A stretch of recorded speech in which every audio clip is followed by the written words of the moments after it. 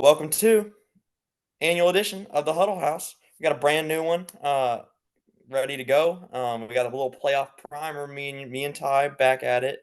Ty, how you doing? I know we're appeasing the masses with this episode. I know Yeah, they're clamoring a little bit. yeah, it's been a bit since we've done one, so definitely overdue, and no more fitting time than the playoffs. So it'll be interesting to see. I think I didn't actually go back and revisit our episode we did with James where we predicted the playoff teams and who they would be, but I think you were the only one who called Jordan sticking in there and I staying. was the only one that called it. And not only did he stick in there, he finished with the 4 seed. So he scored. I think he won like 2 games because I think whenever we were doing it, he had 6 wins, and I think he finished 8-6, or No, no, he finished 9-5. 5. Yeah, so I don't know how many games he won, but he beat Lucas last week, and here he is Yeah, at that screwed me over bad. yeah, you fell to the 6 with Yeah. well, and because the Jimmies come to play when it doesn't matter. Apparently, that's our calling card. Week 14, are we officially out? Let's Yeah. 45. I had a feeling going in. I'm like, this matchup means everything to me and nothing to Ty. He will find a way to win this game, That's what they and he do. did. That was what they do. Since we're officially out of the race, now let's realize our full potential and really put. Yeah, he put up a little 137 bomb. Let's have a great week when it doesn't matter. But then, nonetheless, yeah. So you fell from what 4 to 6 whenever that happened. Yeah, I did. So And I you, was actually at a wedding on Sunday. And Uh, Jess gets on me sometimes for looking at my phone for fantasy a little bit too much during like important weddings and events. So I was trying to prove to her that I could restrain myself. So I didn't really look at the scores a ton on Sunday. I was like trying my best to like sneak them when she wasn't around, but like I wasn't looking at it a whole lot. So I yeah, kind of found out 10 p.m. that I got creamed because like I really didn't know much. Because most of the time when I did look at my phone, it was, like, just to see the actual, like, scores of the games, not to really look at fantasy. It was more to, like, see if the Ravens won, see, like, who was winning the games, so I really wasn't looking at it too much, but, yeah, found out afterwards that didn't that's go my way, so kind of always how I do it because it makes it a lot easier to stomach. I just like to. I rarely check sleeper during the actual Sunday games just because I'm like, if I can check the scores and I go in there and I see if my guy scored a touchdown or if my guy did something, like I can live with the belief that I'm winning because I just don't know. And then I kind of just wait and I like to be surprised. And I usually check like after the 1 o'clock, somewhere in the 4 o'clock window is usually whenever I check. But yeah. yeah, so it's Yeah, I wish I could be like that, man. I think I'll live for the anxiety. Like, I live for the pull up the fantasy cast and, like, see my guy scores and have that little dopamine hit of, like, "Let's go." Then see that my opponent scored and just be like, "Dang it, man, I'm so unlucky." Like, I'll yeah, I'll I'll live for that moment. that's Um, like painstaking, I feel like, to watch the fantasy cast. Like you see every little bit you gain and every little bit you lose, and it just I don't know. I don't like looking at the numbers and the percentages that long because they always lie to well, I you. haven't been able to do it as much this year because 'cause I've just had too much going on Sundays, but Yeah. I used to do it. Back in college, like, earlier seasons, I would get a Little Caesars pizza, watch 8 hours of commercial-free football, and I had the fantasy cast up every single week. Yeah. And every time one of my guys had the ball, I, like, would pull up that team's play-by-play and just look for their name, like, it was Yeah. yeah. It was a very maniac move, but Enough about our yeah, man. maniacal behaviors. Let's talk about this playoff picture. So you have James as the 1 seed, Lucas is the 2. Those guys get buys this week. And then we have Marcus as the 3 seed, facing you as the 6 seed, Matt. Winner plays Lucas. And then you have the 4 and 5 seed. Jordan is the 4, Austin is the 5. Winner plays James. Now, I do have a question. So it is that like so some leagues would be like if you win because you're the 6 seed, you would play the 1 seed that's higher. But our league doesn't operate like that. It doesn't look like. It looks like it just goes No, straight it doesn't. to the bracket. Okay. So you Yeah, the winner yeah. guys will face Lucas, not there's no way that you could win and face James. Okay, cool. So we do have some interesting matchups here. And I'm very intrigued to see how it plays out. I think you and Marcus are very evenly matched teams, and I think Austin and Jordan at this juncture, Austin kind of being handicapped with injuries, and Jordan not having as deep a roster as Austin, top to bottom. I feel like it's pretty even matchups here in the wild card, just across the board for each side. So I'm really picking winners is going to be tough, man, because I think that there's a way both teams in both matchups could certainly win. What are your initial Yeah. impressions? Oh, yeah, no, I mean, I wouldn't have thought Jordan would have even had a chance against Austin until last week, with Justin Herbert going down, and then the news, yesterday that broke that Keenan Allen's out. I'm just like, this is as bad a luck as Austin can possibly have, Yeah, and Jordan's right back in it. I mean, not only does the guy luck into 9 wins with, like, the 2nd or 3rd lowest point scored in the league, but then once he does get in, he gets the most injured team in the playoffs, like, I mean, Austin's it's also like he's already lost Mark Andrews for the season. That happened yeah, a while back. So I mean, he's definitely fighting some injuries, but he still has a really solid roster. It's very unfortunate, and it could certainly bite him, if not in this matchup, then down the line. But we'll see what Tommy Cutlets can do for him this week as his new starting quarterback. I think the thing to like about him is I mean, the dude runs the ball. He had like 70 rushing yards or something in that game. Like, if there's one yeah, thing to like about him, it's definitely that he I think adds he with his legs.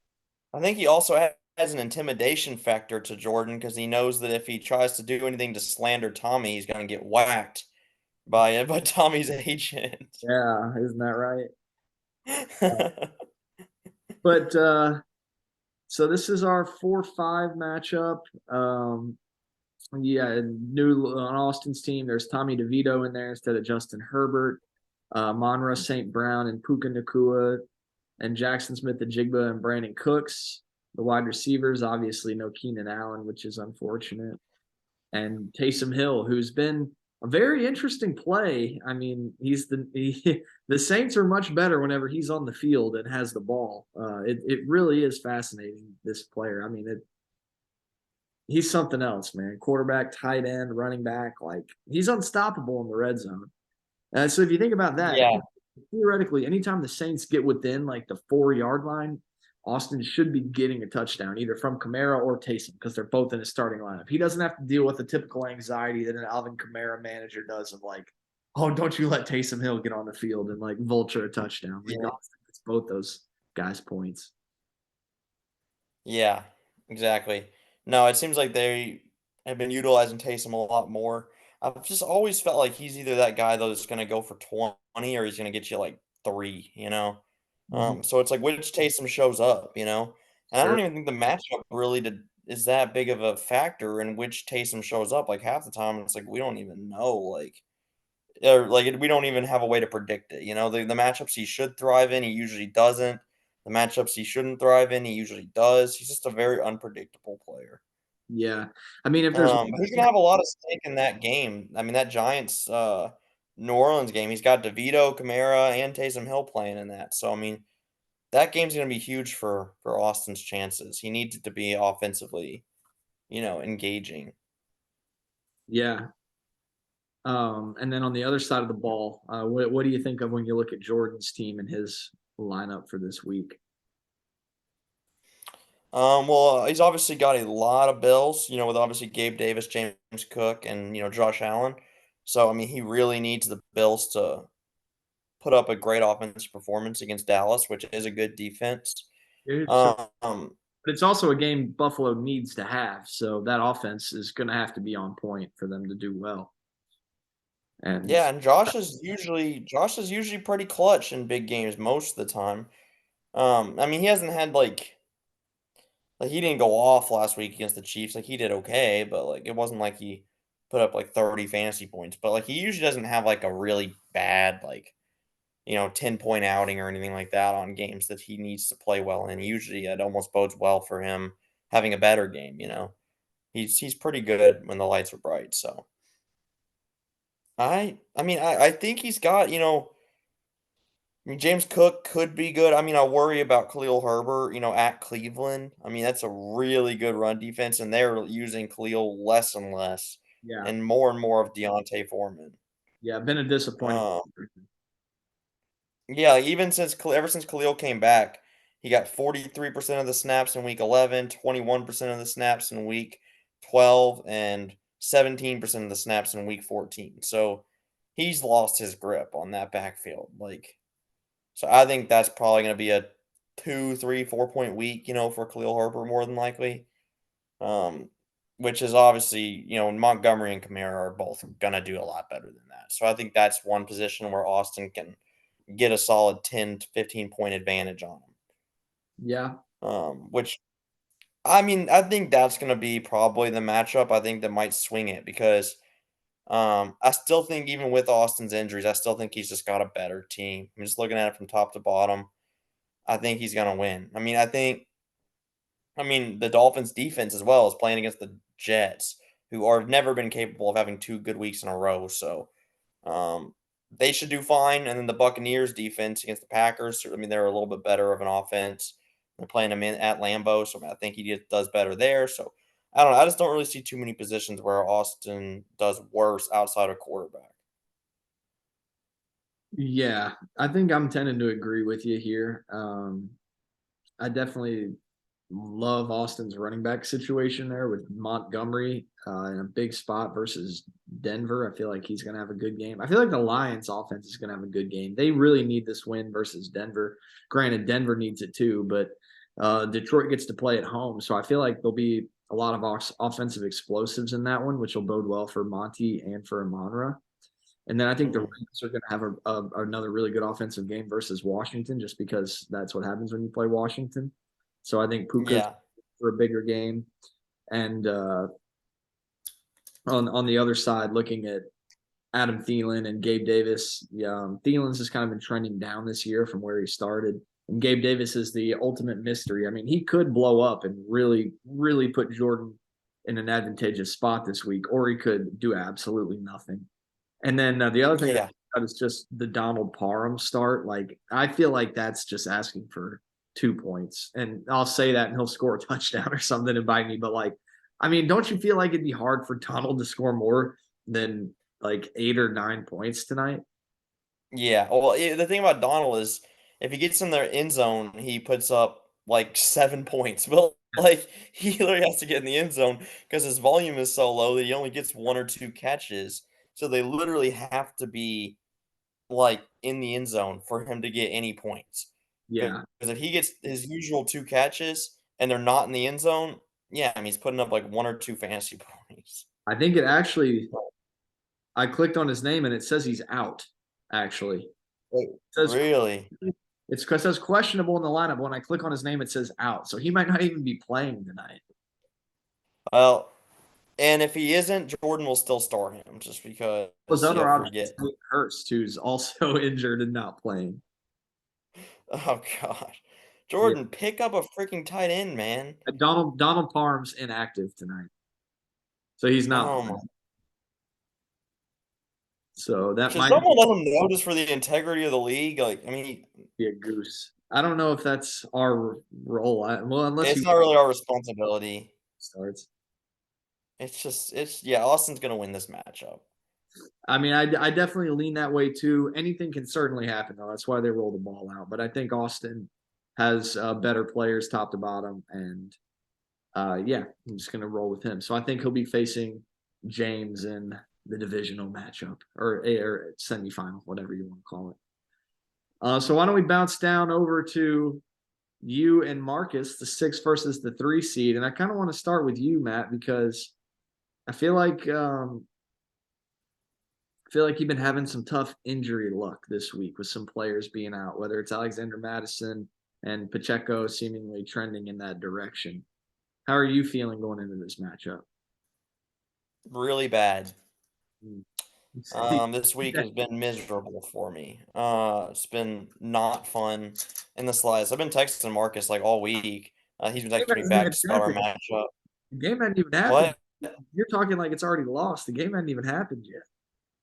Talking like, No, no, no, it's not a loss. I'm gonna be honest, I'm not feeling good. Like, I mean, I wish I was, but I just Pacheco has been such a huge part of my offense, and I mean, I'm gonna if he's out and then Madison's also out, I have nobody that has any volume to play in the RB2. I'll have to throw in Gus Edwards, who is completely reliant on falling in the end zone. I mean, we saw what happens when Gus Edwards doesn't the last 2 weeks where he's put up 4.2 and 1.5.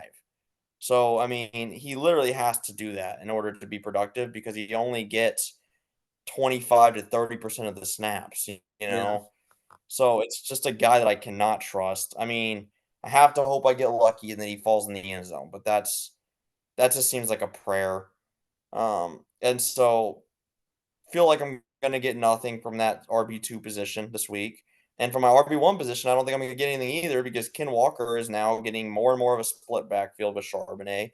It's against a brutal Philly defense. And Ken Walker still seems to be showing lingering effects from his injury because ever since he came back, he's only averaging like 2.7 yards to carry. So Ken's been struggling later in the season. It doesn't seem like he's got quite the pop he had early in the season.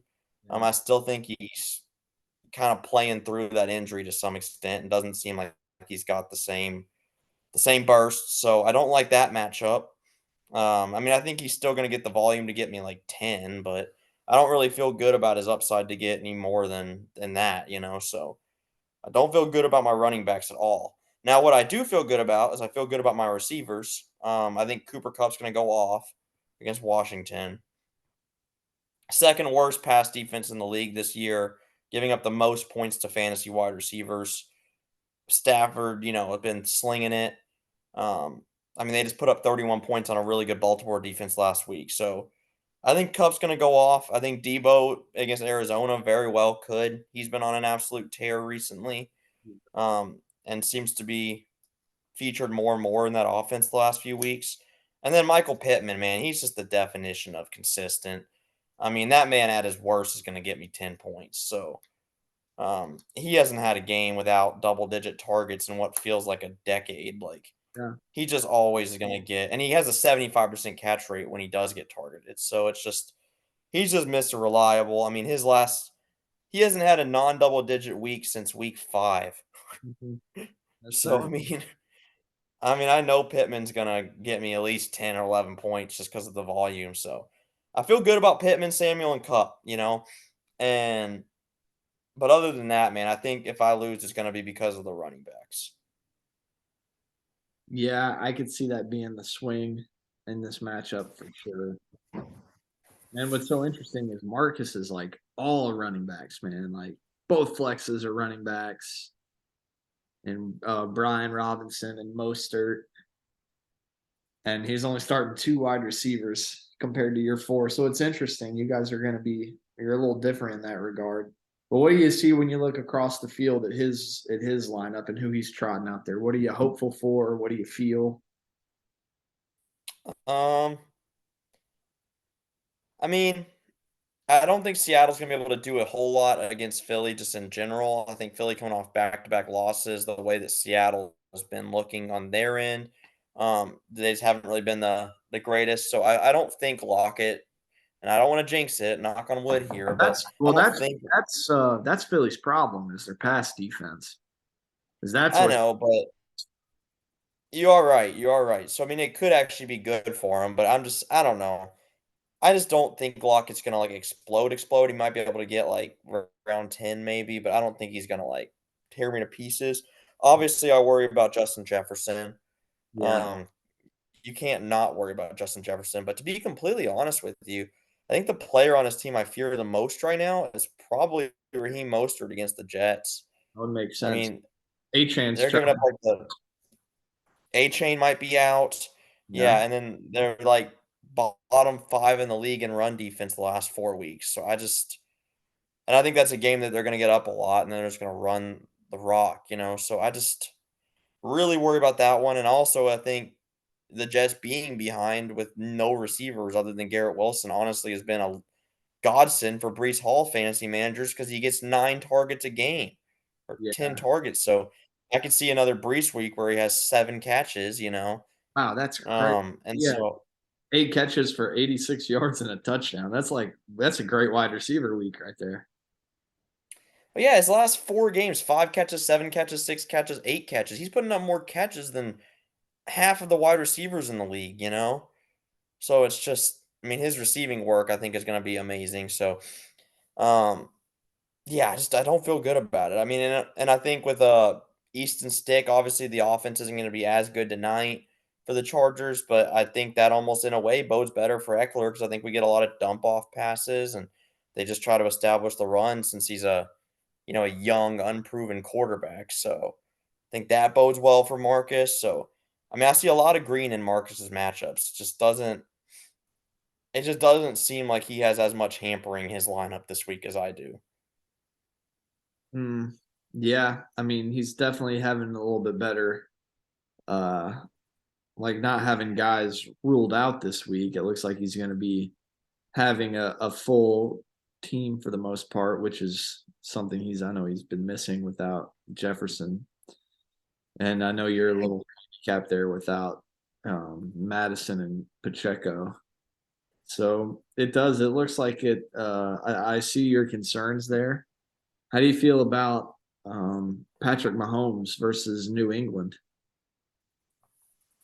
Um, well, from a football perspective, from a on the field, analytics perspective, New England, as bad as they are offensively, has actually been pretty good against the pass this year. I mean, they're obviously terrible at everything else, but they're actually a decent defense, and they are playing them in Foxborough. So on paper, I don't love it, but on game script, on the intangible side of things, I mean, Mahomes is coming off a very frustrated emotional outing, obviously, that he just had, where he threw an absolute tantrum. And then the week before that, obviously, they lost as well. So, things are kind of trending down on Mahomes in terms of his uh, media, the way they're perceiving him, the way that everyone's talking about him. So I could honestly see from an intangible perspective him coming out and just shutting everybody up and just having a massive game with Travis Kelsey again and Rasheed Rice and just putting up 25, 30 points, just Yeah, because of the fact that he's just frustrated. And players, when they're frustrated, can respond one of two ways. Like the non great ones will play worse just because they're in their head. But the great ones, which I obviously think Mahomes is one of the great ones, will use it as motivation and fuel to just play even better. So from off the field standpoint, I think Mahomes is going to have a great game. On the field, obviously I have my concerns, just especially with Pacheco out, just the way that offense looks. Can they move the ball well enough? right. So That'll be yeah, I guess how he it's kind answers. of a two-tier way to look at it. Off the field, I'm confident. On the field, we'll see. I Yeah, think he's definitely going to have a tough matchup, and I'm just looking through Marcus's roster and clicking on some of his players. How the heck is Brian Robinson the number 13 running back this year? Is running back just like down across the board or something? Like he has a couple it 20, is. he has one 27-point game and a 24-point game, but like I don't see anything spectacular outside of that. Like some 12s, a 16 sprinkled in there, but like the 13th best, like I would have expected better numbers than that, man. That's all it takes to be 13 this year. That's crazy. Yeah, running back has been an absolute mess. Yeah, that's nuts. All right. Well, I guess I'll just say my piece and who I think is going to win, then I'll leave it to you. Um, I think I'm going to go with Marcus in this one. I think too much to the points we talked about. I think he has some better matchups here, and I think his team's just a little healthier on the upswing. And I think I just like his odds to post closer to his projection of 115. And I worry a little bit more about you hitting that 111 mark as your projection, barring Pacheco being out, which I think is what it's looking like. So I think Yeah, he's missed practice 2 days in a row. I'm gonna go with Marcus on this one. Yeah, I'm gonna go with Marcus too. I mean, obviously, I usually pick myself, but I got no faith in the way this week has gone for me. I mean, last year, week before the playoffs, I lose Debo. I mean, it's just been tough, man. Like, obviously, it's a blessing to be in the playoffs, but it just sucks when I feel like every year I'm just limping in it. It's just like, and I You know that's football. I know a lot of guys have injuries, but it just, and Austin's in the same boat. Obviously, he's got it probably even worse than me. But um, yeah, I just feel like I drew the toughest matchup out of the four teams in this, uh, opening round, and I'm also one of the most injured. So just you bad did. timing. I feel like my You all did have one of the what? you all did have one of the best matchups of the year back in week 3 when you beat them 150 to 140. I mean, that was a Yeah, dynamite fireworks show. So I know this is a little bit of a rematch on that that match. was the comeback of the century from my team. I remember how mad he was at me because he thought he had it in the bag, and then Ken Walker explodes for like 30, and Yeah, just battled my way back. yeah. So okay, But so it's that based on our projections there, we predicted the same thing. We have James versus Austin and Lucas versus Marcus as what we see the next round of the playoffs looking like here. So it'll definitely be interesting. And I guess so. I'm seeing they do like a fifth place thing here. Is that how they like final? Is that how they go into finalizing draft order and stuff for the playoff teams? yeah, that's for that. So like if I lose and Jordan loses, I'd play Jordan in the Gotcha, next round. Whoever wins that gets fifth place, and whoever loses it gets gotcha. sixth. I see. Um, so that's like consolation first losers bracket basically. Compilation of the playoff bracket. Yeah. Well, at least you're not in Yeah. the losers of the losers bracket because that's where some people will be after this week. Oh, my team seems to live in the 5 to 8 range of the league. I'm always above average, but can't get over that. Yeah. It's Okay, so what do you want to do? We got a few minutes left. Do you want to talk about what we predict the rest of the way, or do you just want to save this and we can address that tomorrow or next week when things are a little more clear? I mean, we can go over it briefly. I don't think we need to go into all the individual player matchups and stuff because obviously that can change things, but it also takes a lot longer to do that, and we don't really have the time. So I say we just kind of break down who we think will win in each game just based on how good their teams are, and Yeah, I mean, I'll just just say this. I think it's going to be hard to stop Lucas. I think it's going to be. yeah. I think it's going to be hard to keep up with his points and the totals he can score, man. I mean, Unless he his. starts Kenny Pickett at quarterback again, really screwed me over by losing to Jordan. I'm just like, come on, man.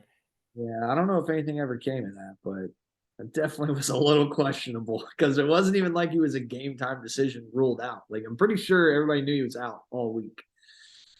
And Lucas put him well because Lucas, what he did is earlier in the week, he just wanted to like make it seem like it was going to be a close game and stuff because just to kind of like make just to annoy Brandon basically. So he like took out all of his starters. Like he had like Jameson Williams and all of his bench guys like in his starting lineup. So Lucas was only projected like 70, just so that it looked close.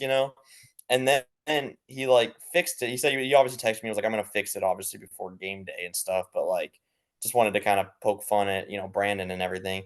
And then he forgot to change quarterback because like, they played on Thursday night. yeah, So, he, like, the Steelers did, so he just hadn't changed the rest of the lineup yet, so he just forgot.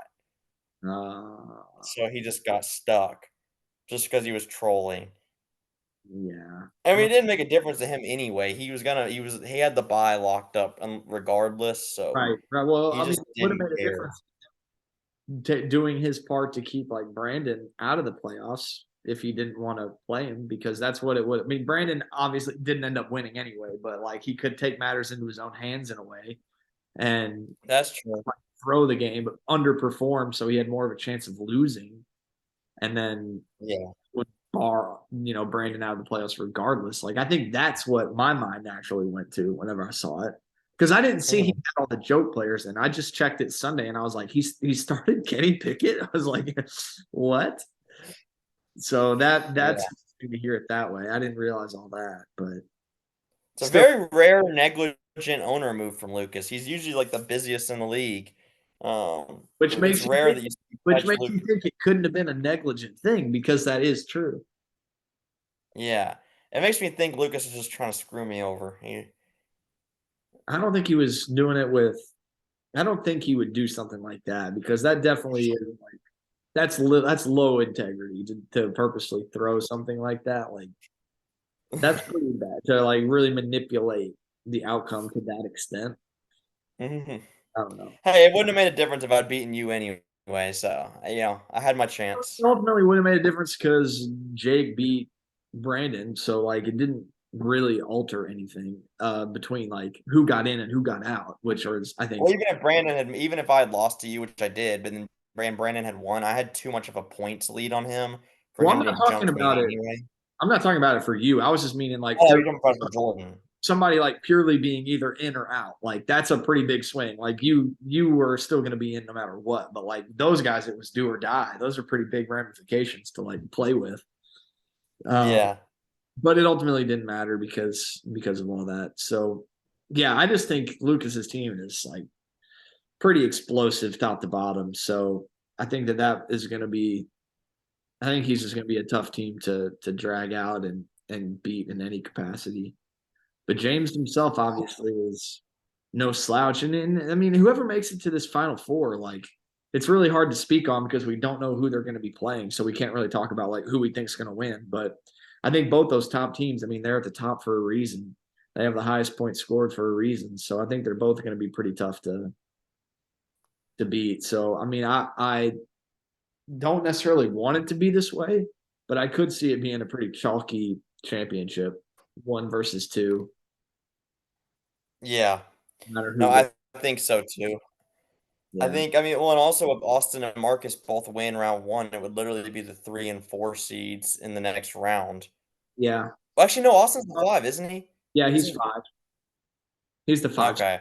Well, okay, so maybe not straight chalk, but, like, still be straight favorites because we all know Austin's higher in the power rankings, and we all kind of value his team a little bit more, so Yeah.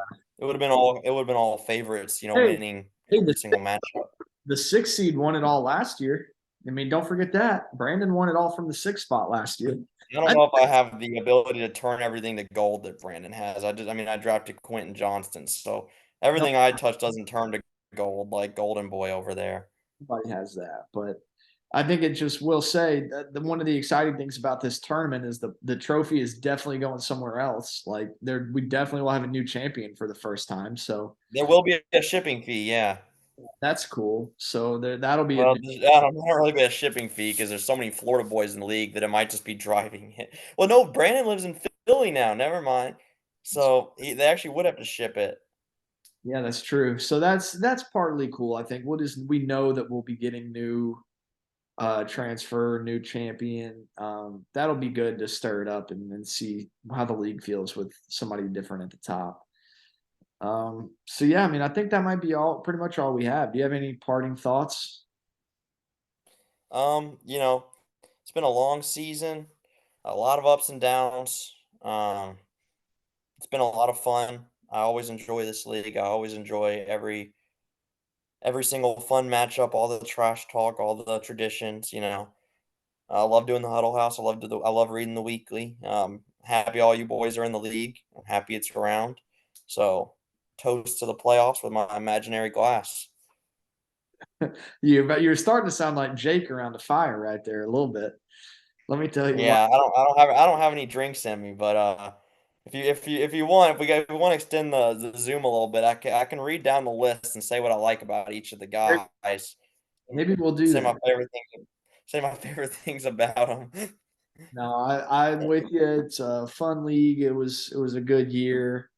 Obviously, there's going to be disappointments because there can only be one champion, just like the NFL and football in general, anything competitive really. So, just looking forward to seeing how all this shakes out, and I can't wait for what is it, 4 weeks from now when this is over and it's officially the off season and trades open back up and everything starts clicking again. Man, I'm ready for it to be that off season and to. I'm already thinking about next year, so just looking forward to it being time to really put pen to paper and wheels in motion for that. But I'm Yeah, it'll be exciting. hoping everybody enjoys the ride and to wish you the best of luck in the playoffs along with everybody else.